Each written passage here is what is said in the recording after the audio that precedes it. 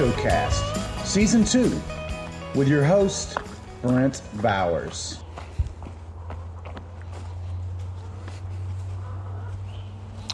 Welcome to Brentocast, episode 57, with the girls. They might be slightly pissed.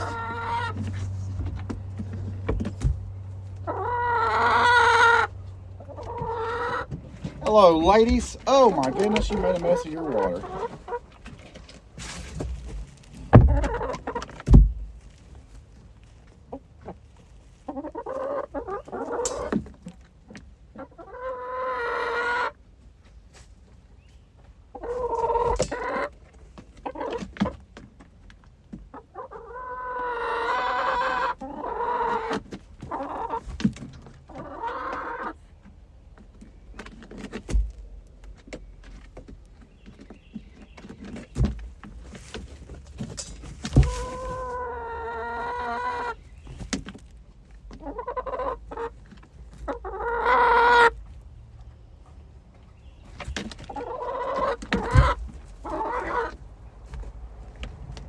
I know why you would choose to make such a mess. I don't know.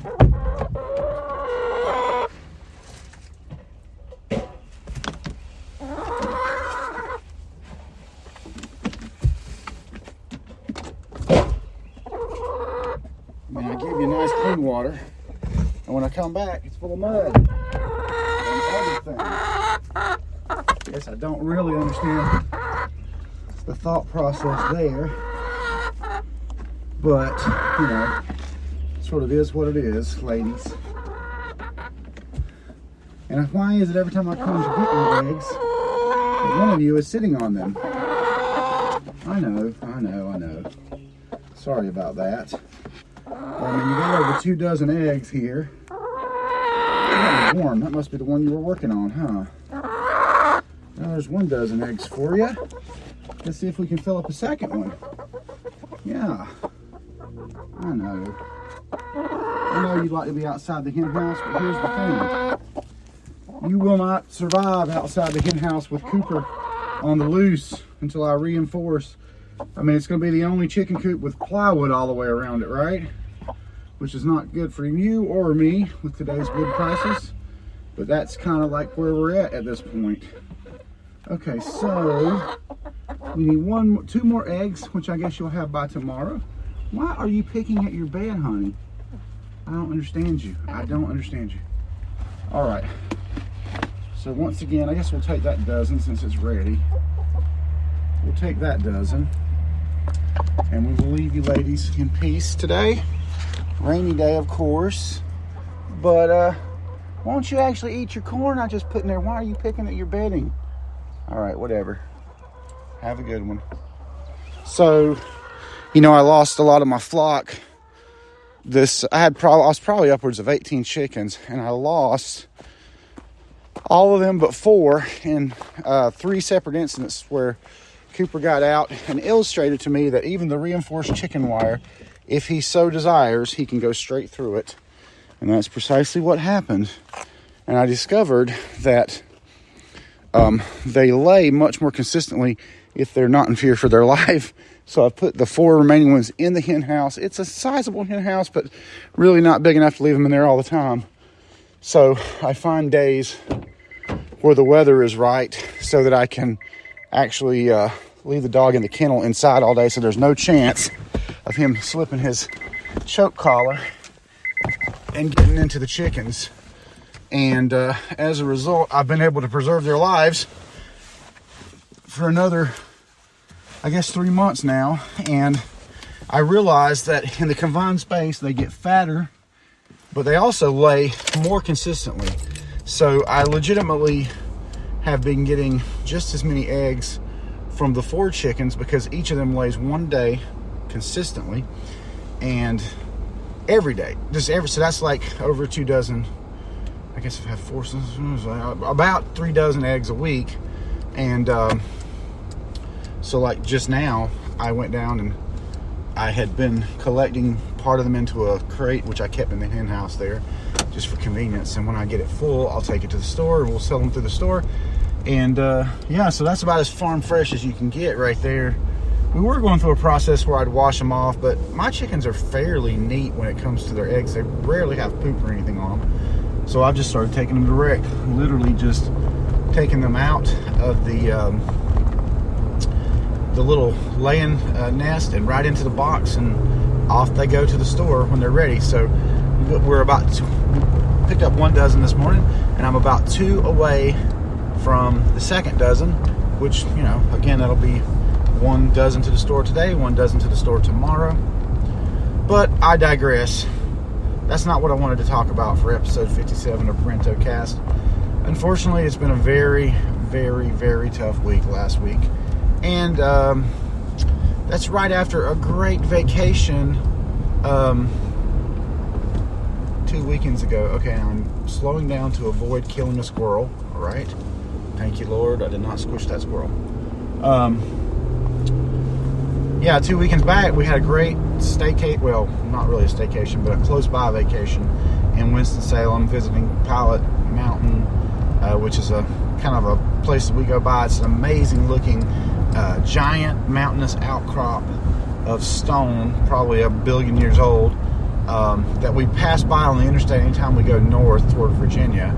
And this time we decided we were going to check out Mount Airy, aka Mayberry, North Carolina. And they were having a festival that weekend. It was extremely windy. The weather was very nice, though. And we did that, and we swung back by. I was going to go see Marshall Tucker, but I don't know, our timing was weird.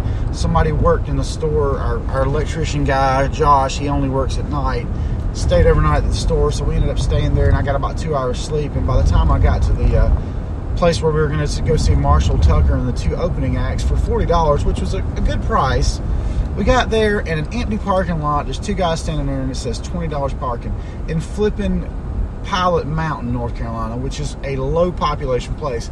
And that just pissed me right off. And in addition to the fact that I was going to have to stand there for another hour, so that was going to be like 6-7 hours out there with our little camping chairs, you know. And I was like, I don't know, man. I want to see Marshall Tucker, but then I got to thinking about it, and a guy pointed it out at the museum in Mount Airy that there wouldn't be probably a single member in common with the original band, or maybe 1 member, but of course the famous singer from that band is long dead.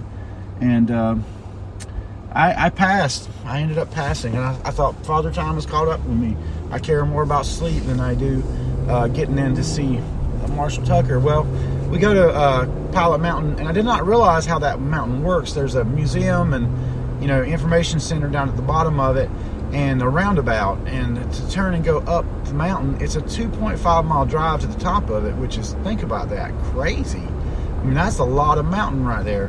Well, you have to wait. There's a limited number of parking spaces on top, so they keep track of that, so you wouldn't be able to go up when there wasn't a parking space for you. So you had to wait till cars came down, and we waited and waited. I saw some other cars go up, but we didn't make it before the gate went back shut. So after about 20 minutes there, we decided we're going to just leave and go check out Pilot Mountain. I think I got the things reversed. So that's when we decided to come back. And we thought, I'm going to swing through one time. We were staying in Winston-Salem, and which is about 30-40 minutes away from Pilot Mountain. So I thought, let me swing through there one more time. And we swung through and got lucky, and we went right up and spent like an hour walking around the top. And I really could have spent 4 or 5 hours up there. Amazing overlook, amazing places to get photos. And that's before you even get into the hiking. But one of my sandals had a blowout, and I was starting to get a blister. So I decided not to push it too hard. And then we come to Embassy Suites in Winston-Salem. I don't know that I had ever stayed downtown Winston-Salem. And that whole thing was, Embassy Suites are cool by virtue of the fact that they're these giant old 1970s hotels that typically feel half empty, even if it's like almost at capacity. But this legitimately was half empty. It's one of the few places where you can get a like free drinks and snacks every night and free breakfast. So we really enjoyed that. We ended up hanging out quite a bit, and walked around Winston-Salem that day and then some the following day, and ate at a pretty cool place called Thai Harmony, and then came on home on Monday morning. So we actually spent Saturday night and Sunday night just to have a getaway. And that was all good and fine. But when we started coming home, started getting calls from David, and through sheer incompetence, Wells Fargo, and I hate to use that because you guys know I have a huge amount of brand loyalty to First Union and Wachovia and Wells Fargo that employed me for like 16 years. But unfortunately, since the California company took over, they started doing business like California, and they just have winnowed community banking down to where you don't really have a community banker. And when something goes wrong, you cannot get to an actual person that you can go and see. You're at the mercy of somebody in Iowa, and that's literally what happened to us. Well, they've had 3 months to sort out this thing where they have one of our numbers wrong. And, of course, this girl waits till the last minute and starts, talking to us Friday. Well, she'll give you a secure message. You got to message her back. And you're thinking, man, I hit her back in 5 minutes. She's going to surely hit me back, today. No, she'll take a day in between. So it's like 48 hours on the response. Long story short, back in 3 months ago, we had to resolve this situation where somebody had recorded our tax number wrong with the IRS. It's called a B notice. We got that sorted, but they said, well, we got to do this we got to fix it on our internal stuff, blah, blah, blah.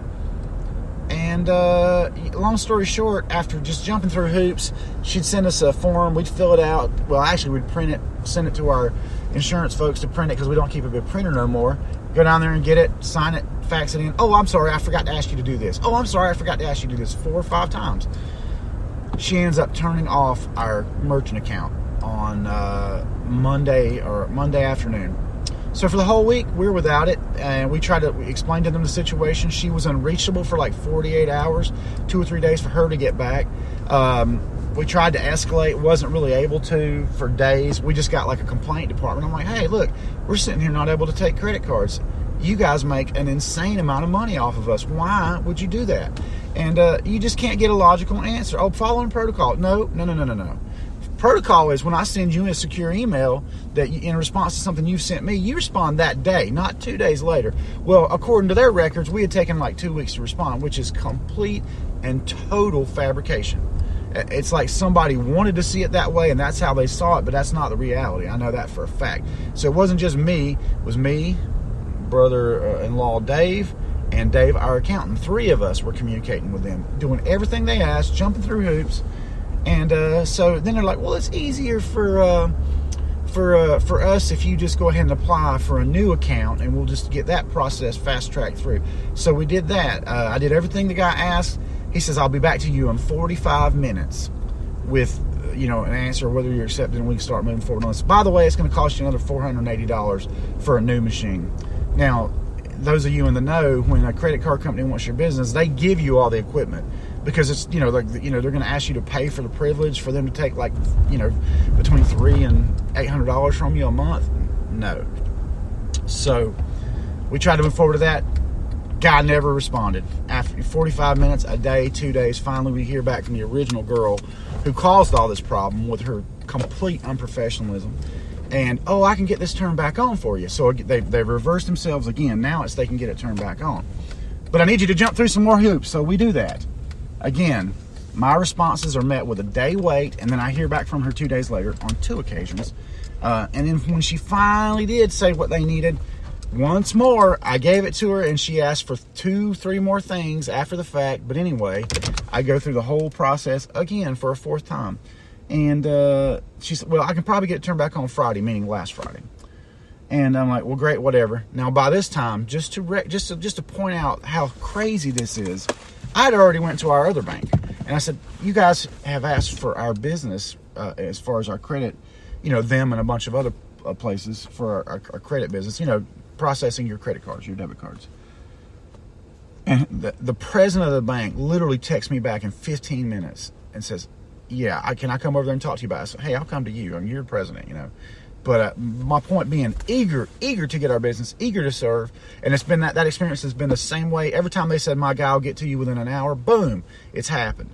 So unbeknownst to them, of course, we are ready to move to another company. But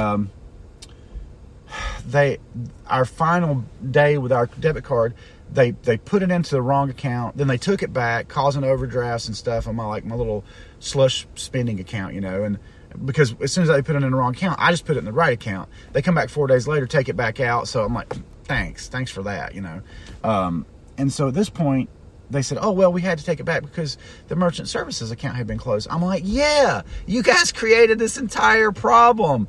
Duh. I mean, it's like the left hand doesn't know what the right hand is doing. I can track it back to after the merger. My schoolmate Sharon used to manage the branch over here in Eastgate Cinemas. And I noticed that all the personal bankers started disappearing. I mean, there's a guy out there named Brent that I talked to, always knew what was going on. Sharon, of course, knew everything there was to know, being a branch manager. You couldn't ask a question that she wouldn't know the answer to. She decides to leave Wells Fargo. Pretty soon, they close that branch down. They use COVID as a pretext to close that branch down. Well, when COVID's gone and over, they never open that branch back up. Now you have to go downtown to the main branch. You can no longer go to the restroom in there. They've done all this stuff. And listen, I'm not making the association that people with tattoos are stupid. I'm just giving you an example, okay? But used to, my dad would go, he had 2 banks he did business with, and one of those was Wells Fargo. He would go talk to the same banker every time. He'd get a line of credit statement where he could go off and buy these big $100,000 cranes and stuff like that at auctions. Never had a bit of trouble, and that's one of the reasons he dealt with Wells Fargo. I go in there now, the one lady that's supposed to be my personal, to try to deal with this problem, she's supposed to be my personal banker. She starts waving me off at the window before I even get to her door, saying, oh, I'm in training. I can't touch an account for 4 weeks. I find that highly unlikely, but okay. Why don't you tell me who to go talk to? She didn't. She couldn't tell me who to talk to. She's shrugging her shoulders. And then another girl talked to us that's, we know through the store. But I look in there, there's 3 ladies, 2 of them very young, all of them relatively new bankers, 2 of the girls covered in tattoos. I mean, the sense of decorum and like just old processes and ways of doing things is completely devoid from Wells Fargo. It's like, Californians going to Texas and trying to make Texas into the hell that California already is. That's how the Wells Fargo experiment has sort of turned in. When I was banking with Wachovia and they became Wells Fargo, they had the Wachovia online banking, which was at the time by far the most superior. You could do the most stuff, your money hit the fastest, it was just the best. I'm not sure that's the case anymore, and it's like they have just chipped away. I remember a time when I was working at Wells Fargo, and after the merger, they took like $150,000 testing room where you could like log in remotely and watch users experience new web interfaces and track their eyes and see all this stuff. They turned that into a massage room or a conference room or something like that. They just absolutely had no sense of, hey, what made Wachovia great? We could build on that. No, it was like, we're California. We're going to just wipe this away and do it our way. And I feel like that trend has carried on. And now Wells Fargo is not the bank that it was right when it first merged with Wachovia. And it's certainly not the bank that Wachovia was, in my humble opinion. All of this to say that I was having a crap week to start with. And of course, my mother had a medical emergency on, I guess it was the 20th. I may have that date wrong. Back on Friday. She goes by to see her renter at 103 Montgomery, which thank God was only about half a mile from the hospital. And she pulls up in front of her salon and calls her on the phone. Well, then she drops her phone and she wasn't able to pick her phone up. And so the girl come out because it did connect, and my mom wasn't able to move her whole left side, so she had a seizure. Without getting into particulars, I'm going to talk about this on another occasion where I have my notes in front of me. The seizure that she had, as far as seizures go, was the more recoverable kind. I think a CTA is what they call it. It was not the hemorrhagic seizure where you're bleeding from the brain. It was the kind where you have a clot that floats and impacts your brain. And I would say they called me. It happened at 1:02 p.m. The girl Jamie called me from Mom's phone at 1:09, and I was over there within 5 minutes. And the ER folks, the EMT folks, and the fire truck pulled in right behind me. They had 15 guys. About 6 of them were in the car getting her out, and I would say she probably was in the hospital from the time it happened within 20 minutes, that's really improves your opportunity for a full recovery. So they're saying that they think she has a good chance of recovery because she was there quickly. They were able to use that clot buster medication, and then there's a follow-up medication they're able to use. And, man, strokes are crazy things. She could wiggle her toes on her left foot at first, and then she couldn't. And then since that time, she's been able to wiggle her fingers on her left hand, but, she couldn't do it last night. So it's not like it's like you start recovering and then everything kind of goes in one direction. It's like it jumps back and forth. There's times I've looked at her and thought, wow, her face looks really droopy, and other times where I thought it doesn't look so bad, So what is the actual situation? I don't want to compare it to when she was in a coma, because obviously that was dire, but this is a serious thing that's going to impact her life. And of course, she had just got straightened out with that neurotransmitter in her back. She had about 4 months of feeling pretty good, going and doing stuff, and now it's another setback, and it's a bit depressing. But of course, our family situation is weird. At this time, Nancy is not. She's stressed out about it all. She got really stressed when my dad, grew ill and passed away, and so she doesn't want to go to the hospital. Chris never goes in a hospital, so that's down to me. Delilah can't go into the hospital, so I watch her a lot. So it's like I'm trying to make sure I get over there at least twice a day and take her whatever she wants, and toothbrushes, hairbrushes. Like today, she requested Jell-O. I'm going to go over and take that. But, it's just, man, it's just depressing to see your parents start falling apart. But God willing, she makes a full recovery. I don't know that that's a fact, but I do know that there's going to be a stop at a rest home, which, talking with her, she thinks she's going to go to Trinity Place and then go home. But right now, she can't even turn herself over. Obviously, she can't go to the bathroom by herself. So I think it's really going to be more of a potentially sometime this week they move her into Trinity if there's a bed for her, and then she stays there through her rehab to where she gets where she can at least do, go to the bathroom by herself and whatnot. We'll see. It's not the most dignified thing to talk about, but I will say this about my mom. Anybody that knows my mom well knows that she was raised on a cotton farm, and that's why she had so many siblings. It was her, it was free labor for her parents. And my mom is tough. I have not heard her bitch about this one time. I've bitched about it quite a lot, and not so much from the position of it's inconvenienced me. Of course it has, but just that it makes me upset for her because we worked so hard to get her mobile again with that transmitter, and this whole process of her having to go through the trial and then getting that device and it working great. And it's but I will say this. So far, everybody that we have dealt with at the hospital has been very professional and very on it. And I'm thankful for that. It's like when you're in the ICU, you can expect that.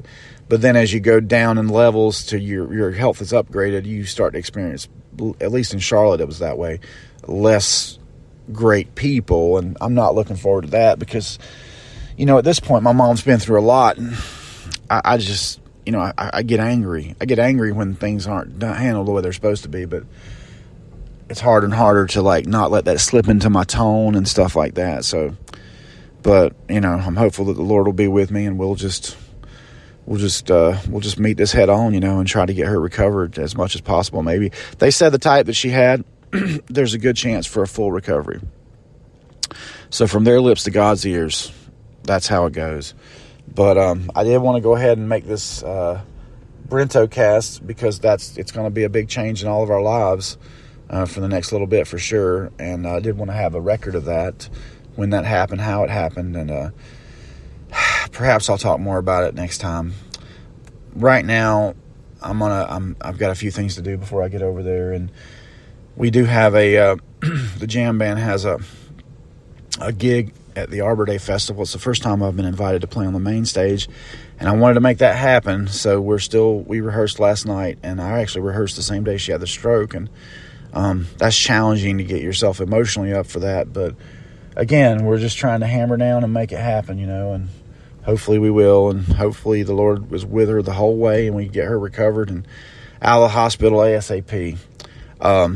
Anyway, thanks for listening. Hope you guys have a great week.